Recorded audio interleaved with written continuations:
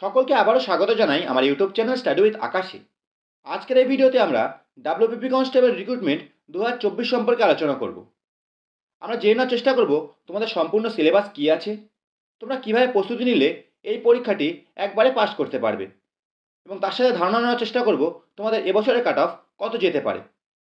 তো তোমরা ভিডিওটি পুরো দেখো, এবং তোমরা যদি আমার চ্যানেল নতুন হও চ্যানেলটি সাবস্ক্রাইব করে দিও এবং ভিডিওটিতে একটি লাইক করে দিও। প্রথমে আমরা আলোচনা করব তোমাদের সিলেবাস সম্পর্কে।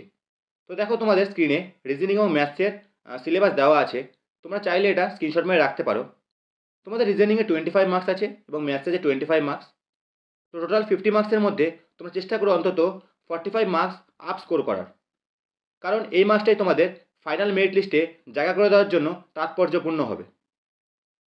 তো এরপর চলে যাই ইংলিশ এবং জিকে।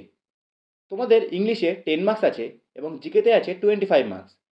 এবং জিকের ক্ষেত্রে বলি, তোমরা যদি সিস্টেমেটিকভাবে জিকে পড়তে চাও অবশ্যই তোমরা আমার ভিডিওর প্লেলিস্টে চেক আউট করে নিও, কারণ আমি তোমাদের জন্য এক্সাম রিলেটেড জিকে এবং static GK topic wise video provide করি। এই ভিডিওগুলির প্রতিটি প্রশ্নই ইম্পর্ট্যান্ট এবং প্রিভিয়াস ইয়ার থেকে নেওয়া হয়েছে। তাই তোমরা যদি ভিডিওগুলি দেখো আমি আশাবাদী এই ভিডিওগুলি তোমাদের এক্সাম পয়েন্ট অফ ভিউ থেকে খুবই হেল্পফুল হবে।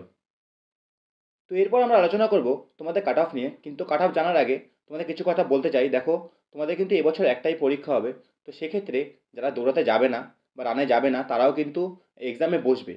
তো সেক্ষেত্রে কিন্তু তোমাদের কাট অফটা এবছর অনেকটা বেশি যেতে চলেছে। তো আমি আমার পার্সোনাল অ্যানালাইসিসের মাধ্যমে একটা কাট অফ নিয়ে এসেছি তোমাদের সামনে, তো সেটা আমি তোমাদেরকে বলে দিই। তো আজ এবছর যে কাট অফটা যাবে সেটা হলো ইউআর মেল কনস্টেবল 50 থেকে 52, 85-এর মধ্যে, ওবিসিবি 48 থেকে 50, এসসি 46 থেকে 48, ওবিসিএ 45 থেকে 47, এসটি 40 থেকে 42। এটা হচ্ছে মেল কনস্টেবল গেল।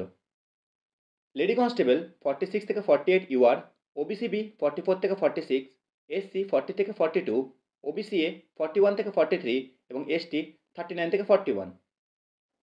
তো তোমাদের কাট অফ কিছুটা এরকমই যেতে পারে। যেহেতু এবছর কম্পিটিশন একটু হাই যেতে চলেছে, তো তোমরা চেষ্টা করো যতটা তোমরা ম্যাক্সিমাম মার্কস স্কোর করো তোমরা ততটাই সেফ থাকবে।